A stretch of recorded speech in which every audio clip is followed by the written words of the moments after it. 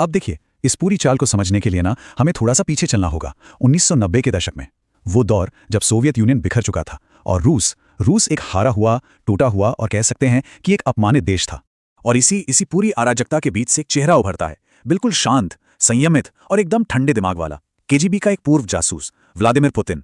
ये वो इंसान थे जिनके पास कोई लंबे चौड़े भाषण नहीं थे, ना ही भीड़ को लुभाने वाले के पास थी तो सिर्फ फाइलें, सिस्टम की गहरी समझ और हर चीज को कंट्रोल करने की एक जिद। तो होता क्या है कि 1999 में उस वक्त के बीमार राष्ट्रपति बोरिस येल्सिन, उन्हें एक ऐसे ही शख्स की तलाश थी जो इस बिखरते हुए देश को संभाल सके, और उनकी नजर पड़ी पुतिन पर। उन्होंने पुतिन को चुना और बस साल 2000 में व्लादिमीर पुतिन रूस के राष्ट्रपति बन गए।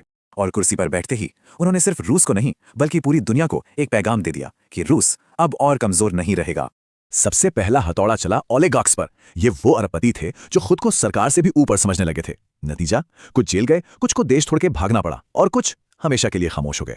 इसके बाद एक एक करके मीडिया, अदालतें और गवर्नर सब कंट्रोल में आ गए। पूरे रूस में अब एक ही संदेश गूंज रहा था कि हाँ, यहां लोकतंत्र तो है, लेकिन उसका रिमोट कंट्रोल वो सिर्फ एक ही हाथ में है। तो सब कुछ बिल्कुल ठीक चल रहा था।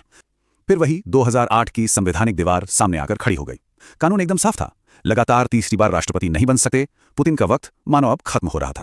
अब देखिए, इस मोड़ पर कोई भी आम नेता रुक जाता, लेकिन पुतिन रुके नहीं।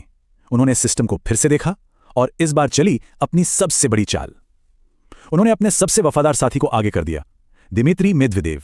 तो समझिए हुआ क्या, दिमित्री मेदवेदेव बन गए रूस के नए राष्ट्रपति और व्लादिमीर पुतिन वो बन गए प्रधानमंत्री।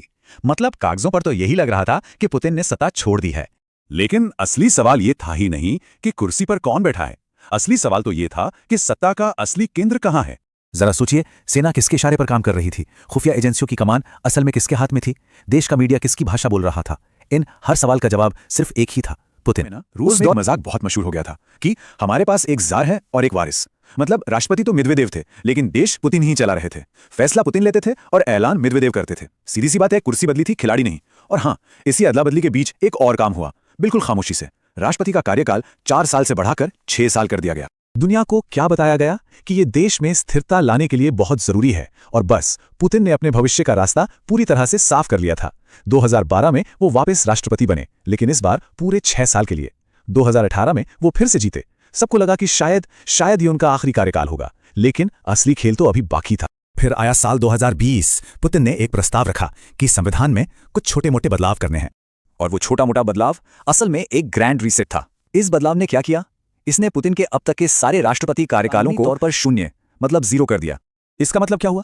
मतलब ये कि पुतिन अब 2024 और फिर 2030 में भी चुनाव लड़ सकते हैं और 2036 तक सत्ता में बने रह सकते हैं। और ये सब कुछ हुआ कानून के दायरे में, एक ऐसे सिस्टम के जरिए जिसे उन्होंने खुद अपने लिए बनाया था। तो आज रूस में होता क्या है?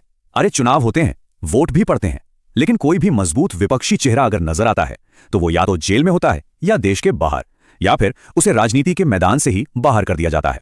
देखिए, पुतिन की असली शक्ति सिर्फ कानून में नहीं है।